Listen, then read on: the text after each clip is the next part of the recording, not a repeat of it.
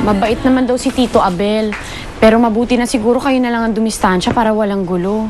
Eh ate, tumingin ka nga lang sa kanya, natatakot na kami. Ate, paano kung kagaya rin siya ng mga lalaki doon ko na Aling Lydia? Basta kayo na lang ang dumistansya ha, para iwas problema.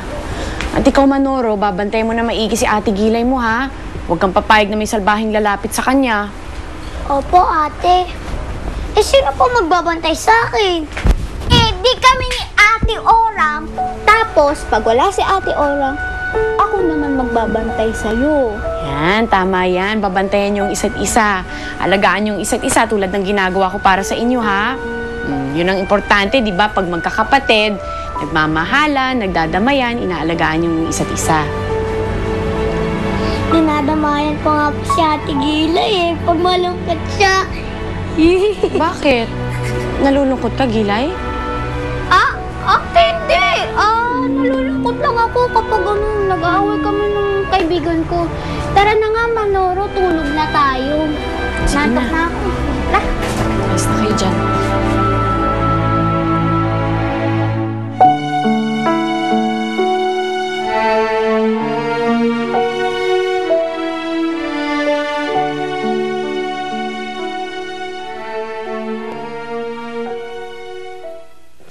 Dani, dinalhan kita ng supo. Hindi naman ako humingi niya na. Huwag mo ko dinadala ng sopas. Eh, naisip ko lang naman, baka nagugutom ka, baka gusto mo nang kumain. Kung nagugutom ako, kinasusan ako hindi hingi ng makakain. Huwag mo sabihin nahihiya ka humingi ng sopa sa akin. Eh, kahit na hindi ako nagtatrabaho dito, pwede mo pa Orang, rin yun ako... na nga yun eh. Tagasunod ka lang ng mga utos. Ano ba nangyayari sa'yo? Leave me alone! Baka naman nilalamog ka. Ang kulit mo, ha? Bakit mo ba ako iniistorbo, ha? Sabi ko, pabayaan mo ako, di ba? Kung may problema ka sa akin, pwede naman natin pag-usapan. Hindi yung bigla mo na lang akong tinutulak. Sabi ko, pabayaan mo ako. Ano? Sabi ko, lumayas ka! Alis! Uy, masakyan ni Ma'am Sylvia to ah. Anong ginagawa niya dito?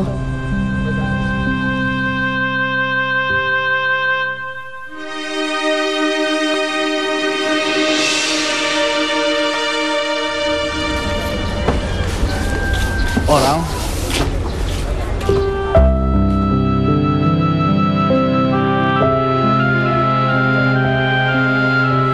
Dani? Anong ginagawa mo dito? Concerned lang ako. Dahil hindi mo sinasagot yung mga tawag ko. Concern saan?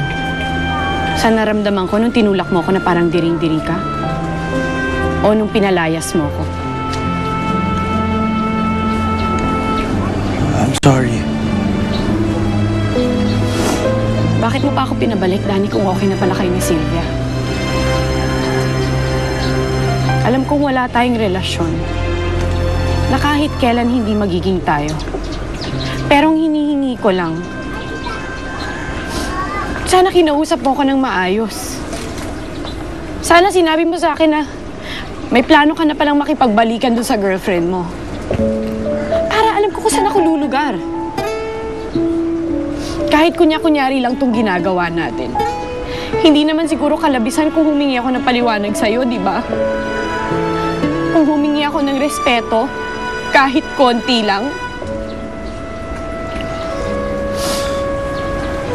Orang, I'm really sorry. Hindi ko gusto yung nangyari.